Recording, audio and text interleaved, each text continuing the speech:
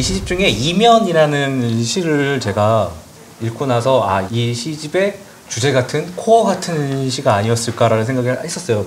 그랬던 이유가 되게 이 시집을 읽고 나면 아마 읽어보신 분들은 알겠지만 굉장히 차분하게 뭔가를 이렇게 조감하는 듯도 하고 이 화자는 멈춰있는 상태로 주변의 풍경을 이렇게 찬찬히 바라보는 느낌을 제가 좀 받았었거든요. 그래서 그러니까 삶의 모습에서 이게 어떤 죽음의 기척이라든지 그 감춰진 것들을 좀 발견하는 듯한 느낌도 주고 그런 태도들이 이 시집의 전반을 주도하고 있는 것 같은데 지금 이렇게 보면서 이렇게 말씀 나눠보니까 상당히 유쾌하시고 유머러스 하셔가지고 제 예상과는 살짝 벗어났었어요. 사실은 네. 되게 조용하시고 아, 말을 한마디도 안 하시면 어떡하지? 뭐 이런 생각도 했었는데 근데 이게 아무래도 시의 태도와 뭐 이런 것들은 영향을 미치는 것들이 집약되는 거잖아요. 삶에서. 네. 이런 태도들이 어떻게 형성됐을까라는 궁금함이 조금 있었어요. 현재 저는 그렇게 많은 자극들 속에서 이제 생활하지 않아요. 그렇다 보니까 하나를 그냥 오래 생각하고 바라보는 게 그냥 자연스러워서 이렇게 되는 것 같고요. 뭐 특별히 저는 이렇게 주제 같은 건 사실 없어요. 그냥 사실은 회사 왔다 갔다 하고 살면서 뭐 글 하나 쓰기에도 막 이거 하나 쓰면 진짜 기분 좋고 그러는데 뭐 거기에 어떤 주제나 내 삶에서 어떤 컨셉을 가지고 책을 묻거나 하진 않았고요. 그래서 이 시집의 편수들이 이제 47편 정도가 되는데 이 시들이 어떻게 보면은 시집 치고는 조금 적은 편수기도 한 것 같아요. 네, 맞아요. 그리고 아까 연필로 쓰시는 얘기도 그렇고 굉장히 어떤 속도를 굉장히 자유롭게 조절하시는 것 같은 느낌이 조금 드는데 삶의 속도를. 사실 글에 대해서면은 하루에 뭐 10편씩도 쓰고 싶은데 네. 안 되니까요. 네, 그러니까 제가 여쭤보고 싶었던 게 네. 시를 이렇게 몇 편 정도 쓰시는지가 사실 늘 이제 궁금했거든요. 한 2달에 0.5편 정도 쓰지 않을까 싶은데요. 2달에 0.5편이요? 네. 아. 요새 너무 영감이 없습니다. 네, 쉽지가 않아요. 네. 한편도 또 이 시집을 지배하고 있는 정서가 약간 뭔가 죽음 얘기도 좀 나오고 그리고 뒤에 또 한 번 더 질문 드리겠지만 아픈 사람들도 많이 나오더라고요. 네네. 저도 물론 이제 대학회사를 다니신다는 정보가 없었어가지고 네, 네. 이렇게 어떤 환자를 지켜보고 회사를 다니시는 분이겠구나라는 생각이 얼핏 이렇게 유추하기는 했었는데 네, 그런 태도들이 굉장히 정밀했다고 느꼈던 것 같습니다. 그래서 이 시집을 읽으면은 약간 마음이 차분해지는 것 같기도 해요. 최기루 시인님 시집의 매력인 것 같습니다.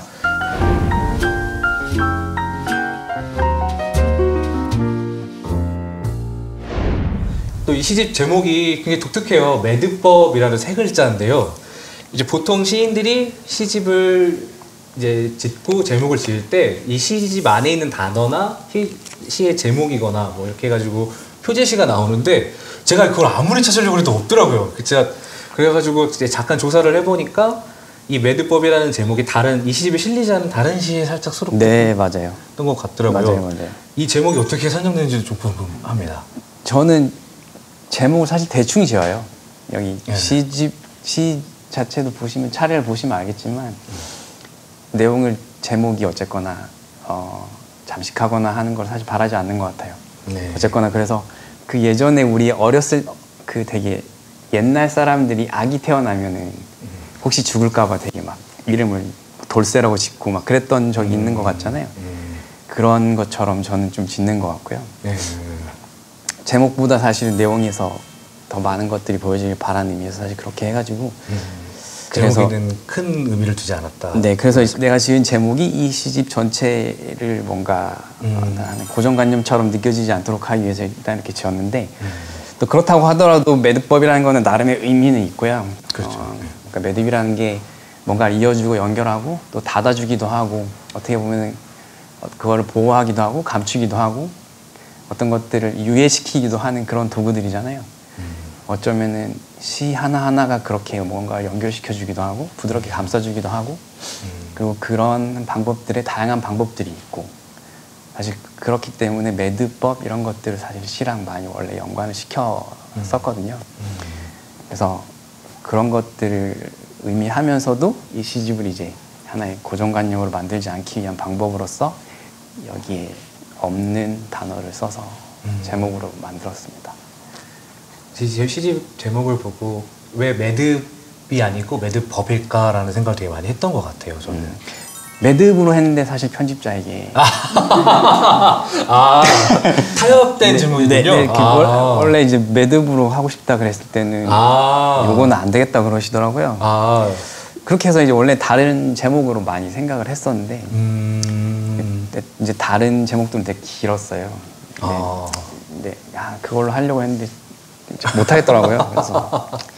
그래서 매듭법을 해달라고 해가지고 고집스럽게 나온 거예요. 좀 죄송하기도 하고요. 그래서 매듭법이라는 게 되게 여러 가지의 매듭법이 있잖아요. 뭐 네. 어떻게 묶기, 뭐 저도 자세히는 모르지만 네. 그 매듭의 종류도 엄청 많고 그래서 이 모든 것을 포괄하는 삶에는 그때그때 상황 맞춘 매듭법이 네. 필요했다는 생각이 맞아요. 들어서 이 매듭법이라는 제목이 저는 상당히 좋았는데 타협된 제목이었군요. 네. 마음에 드시죠? 매듭법? 네, 그럼요.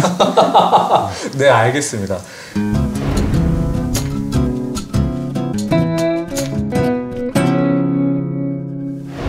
하나 또 이 시집 읽으면서 특징적으로 여겨졌던 게 아까도 말씀드렸지만 회사 네.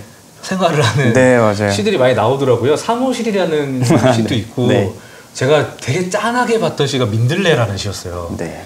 이 민들레라는 시가 인턴 사원 자리를 바라보고 거기에 이제 노란색 포스트잇이 이렇게 붙어 있는 그 풍경을 민들레 꽃잎처럼 생각을 하셔서 쓰신 것 같아요. 근데 그거 보고 되게 씁쓸하기도 하면서 짠하기도 하면서 내기 같기도 하고 네. 그런 생각이 좀 들더라고요. 그래서 이제 종종 이런 시들이 나오는데 이렇게 현실의 모습들을 시로 물론 시는 현실에 영향을 받겠지만 어떻게 그런 장면들을 포착하실 생각을 하셨는지 특별한 영감을 거기서 얻으셨는지 궁금합니다. 아까 드린 것처럼 저는 일상이 굉장히 단조롭기 때문에요. 그냥 왔다 갔다 하면서 바라보고 한 것들이 사실은 시 소재 전부예요. 제가 뭔가 얻기 위해서 특별히 다른 노력을 한다기보다는 그냥 주변에서 익숙한 것들에서 더 많은 것들을 감정과 어떤 의미를 받는 것 같아요. 그러니까 이거는 저의 성향인 것 같고요. 그런 것들로도 아직까지는 글을 쓸 수 있어서 하고 있고 그래서 대체로 다 실제로 있었던 것들에 대한 경험으로서 쓴 게 제 책의 대부분인 것 같아요. 제가 그래서 색깔도 그렇지만 책이루 시인의 시집은 도시의 시집이 아닐까. 네. 정확히 말하면 도시인들의 시집이 네, 아닐까. 네. 굉장히 공감 가는 질문도 많았고 그리고 이 화자가 바라보는 시선이 과도하게 애정하진 않지만 적당한 거리를 유지하면서 담담히 바라봐주는 그런 느낌을 좀 받아서 인상이 되게 깊었습니다.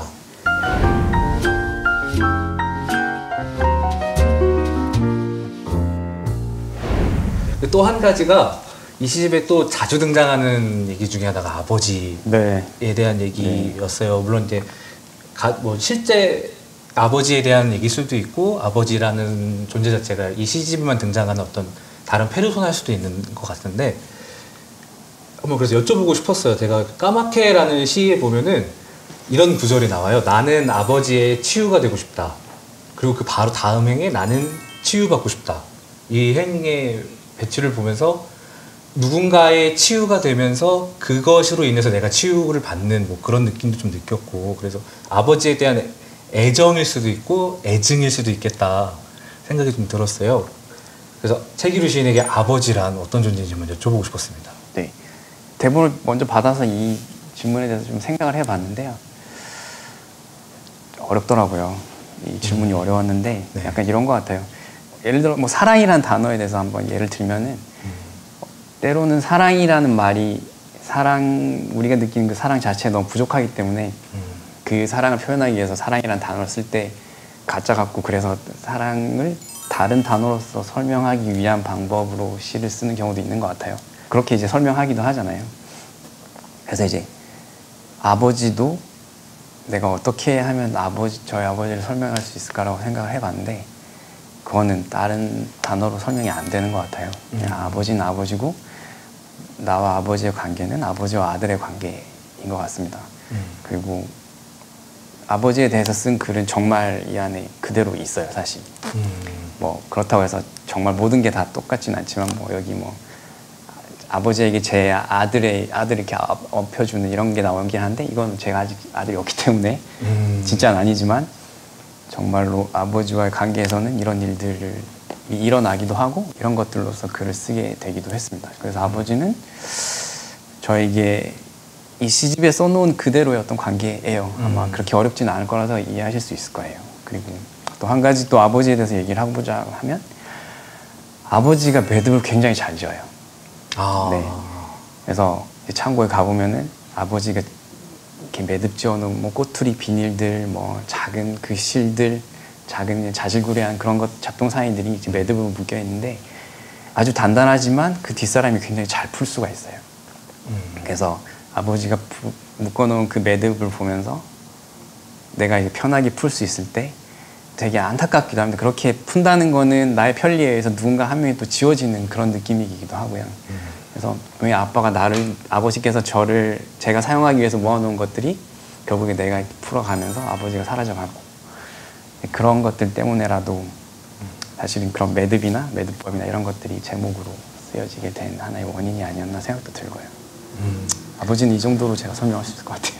최기루 시인께서는 그 가까운 곁에 있는 것들의 거리를 유지하면서 좀 되게 면밀하게 바라보신다는 생각도 조금 들고는 하네요. 네. 아까 제가 처음 읽었던 맞춤법이라는 시를 제가 골랐던 이유가 거기에 보면은 춤을 추는 얘기가 나오면서 마치 네. 이 시집에서 거의 그 희박한 사랑에 대한 감정이 담겨 있어서 제가 사실 그걸 골랐거든요. 근데 이게 유일한 최기루 시인의 어떤 연애 감성 같지 않나. 하지만 생각보다 많은 사랑의 감정이 담겨 있습니다. 뭐 실패한 사랑도 있고. 네. 정말 궁금한데 사실은 그런 얘기가 이제 방송에서는 할 수 없을 것 같고요. 네, 알겠습니다.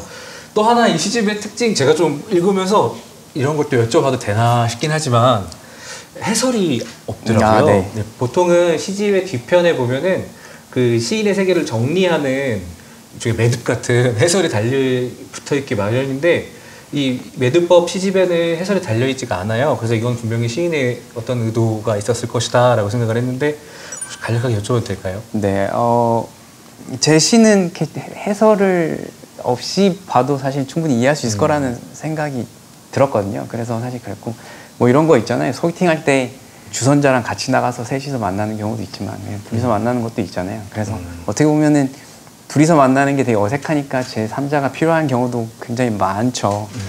근데 아니 그게 더 어떻게 보면 되게 친절하고 부담 없이 다가갈 수 있는 방법일 수도 있는데 그리고 이게 문제집도 아니고 뒤에 답지처럼 있을 필요 없고 어차피 저는 특별히 뭔가 어려운 글이 아니기 때문에 거기에 어떤 분석이나 그런 게 필요 없이 스스로 이제 이해만 하면 되는 거라 그게 해설이 들어가게 되면은 고착화될 것 같아서 여러분들이 읽은 그대로 이해하는 게 거의 다 맞거든요. 그래서 해설을 뺐습니다. 보통 그런 걸 직거래라고. 네, 그렇죠. 그런 독자와 직거래하는 시집. 그래요.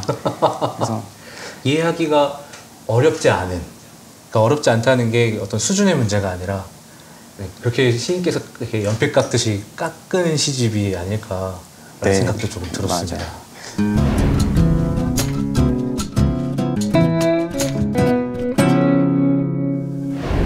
이 시집의 특징 중에 또 하나가 마지막 시가 장시더라고요. 네. 보통 요즘에 이런 장시를 많이 보지 않았는데 최근 시집에서는 이 시집 장시인데 슬슬 읽혔어요. 슬슬 읽히면서 또 어떻게 보면은 약간 시인의 자기 고백적인 모습 같기도 하고 그리고 이 시집의 마지막 문장이 나는 춤춰야 한다라고 끝납니다. 근데 그게 너무 멋있더라고요. 나는 춤춰야 한다. 그래서 이 마지막 문장을 보면서 저는 최기루 시인의 시가 이 이후에 또 시작될 것 같다는 느낌을 좀 받았거든요. 물론 좀 아직 시집을 내신 지 얼마 안 돼서 생각이 구체적이진 않으실 수 있겠지만 이제 하나의 세계를 어떻게 보면 매듭을 지으셨잖아요. 이 다음에 시는 어떻게 흘러갈까라는 궁금함이 좀 생깁니다. 저는 사실은 시를 좀 되게 지루하게 쓰는 것 같아요. 뭔가 저는 새로움을 추구한다는 생각은 사실 안 들거든요. 그리고 어떤 사람들은 뭐 문학이나 예술은 뭔가 뒤통수를 때리는 것 같은 충격을 줘야 된다 이렇게 얘기를 하는데 저는 그런 글을 사실 쓸 수 없더라고요. 저는 누군가가 지금까지 써왔던 항상 뻔하고 질이 열렬한 것들을 그럼에도 불구하고 굳이 내가 써야 되겠다라는 것들에 대해서 쓰고 있는 것 같아요. 그래서 뭐 실험이나 뭐 변하거나 이런 거는 바라지 않고요. 그냥 하루 지나가면서 그냥 하나 쓰는 게 족합니다. 제발 그렇게 쓸 수 있기를 바라고요. 다른 어떤 길이나 방법 이런 거 없이 내가 무언가를 보고 느꼈을 때 사실 우리 모두는 어떤 시적인 감정을 느끼잖아요. 바람만 불어도 뭔가 마음이 설레고 아 이게 뭘까? 근데 이런 것들이 점점 저도 나이도 들고 이제 영감이 떨어지면서 사라지고 있거든요. 그게 제일 두렵습니다. 그래서 시를 어떻게 더 어떤 시를 쓰고 어떤 글, 내 어떤 방향을 제시한다기보다는 어떤 시적인 상태에서 마음을 열고 계속해서 나를 이렇게 정화시키고 갱신할 수 있는 그게 꼭 시로서 이제 결론 지어지지 않더라도 그거면 되는 것 같아요. 네. 그게 다음에 할 일입니다. 지금 계속 책 읽으시는 말씀 들으면서 뭔가 구도자의 자세 같은 느낌이 조금 들면서 약간 경건해지네요 마음이. 저는 그게 사실 언어를 쓰는 모두의 마음이라고 생각하고 사실은 시인이라는 것은 네. 사실 글을 쓰는 우리 모두잖아요. 우리는 모두 뭔가를 표현하고 싶고 뭔가를 누군가에게 전달하고 싶을 때 가장 먼저 나오는 게 사실은 말이잖아요. 우리 모두 시적으로 살 수 있죠. 구도자라기보다는 이게 우리의 일상이 되면 좋을 것 같아요. 아니 저도 근데 시집을 읽고 나서 책이르신 님이 생각보다 더 연세라고 해도 되나요? 이제 나이가 조금 더 있으신 줄 알았어요. 지금도 완전히 늙었습니다. 근데 지금 만나보니까 전혀 그렇지 않으시고 그래가지고 확실히 글 쓰시는 분들의 영혼의 나이는 그 육체의 나이랑 다르구나. 그런가요? 전 제가 엄청 늙었다고 생각이 들어요. 저는 진짜 늙었어요. 젊지 않은 것 같아요. 그러니까 이게 젊음이라는 게 이런 것 같아요. 사실은 제가 생각하는 젊음은 네. 오로지 자기 자신에게만 집중할 수 있을 때가 젊음이었던 것 같거든요. 그래서 나 자신이 뭘 해야 될지, 내가 어떤 꿈을 가지고 있고 뭐 해야 될지. 근데 저는 지금은 더 이상 나만 생각할 수가 없는 나이예요. 가족 이제 제 주변에는 낡고 허약하고 이제 무너져 가는 것들이 더 많아요. 제가 도움을 주지 않으면, 제가 무언가 직접적으로 도움을 주거나 수리하지 않으면은 일어서지 못하는 것들이 더 많기 때문에 저는 이제 더 이상 저만 생각할 수가 없어요. 근데 결국엔 모두가 이렇게 될 거예요. 그런 의미에서 저는 젊지는 않은 것 같아요. 보통은 시라는 장르를 젊음의 장르 뭐 이렇게 표현들 많이 하셔서 네, 진짜 젊음의 장르가 맞아요. 네. 어떤 이유에서 그렇게 생각을 하실까요? 그런 아까 얘기했던 그런 젊음이 조금이라도 있지 않으면 써지지 않는 것 같아요. 그건 정말 맞아요. 그러면은 이건 뭐 작은 질문이겠지만 젊음을 유지하기 위해서 혹시 책 읽으신 만의 어떤 노력하는 지점들이 있으실까요? 그래도 어떻게든 책을 읽으려고 하는 게 사실 전부예요. 네, 사실 이제는 저도 많은 활동을 할 수가 없어요. 저도 이제 회사를 다니고 저 이제 9시에 자거든요. 9시, 10시에 자요. 밤 9시에 주무신다고요? 네, 자요. 그래서 뭐 5시, 6시에 일어나긴 하거든요. 그런 시간에 이제 퇴근하면 이제 6시, 7시니까 남아있는 시간 2시간 정도밖에 없는데 그때 제 마음의 젊음을 유지하기 위함이란 결국 책을 읽어야 책을 읽어야죠. 뭐 육체의 젊음은 이제 없고요. 그런 거는 신경을 쓸 수가 없어요 이제. 네, 저는 네, 바라지 않습니다. 지금 제가 드는 궁금증이 대체 책 읽으시는 회사 안 가고 시 안 쓸 때 무엇을 하실까라는 궁금증이 여기까지 와 있는데 네네. 그거를 한번 실기로 시인 생활에서 한번 풀어보도록 하겠습니다.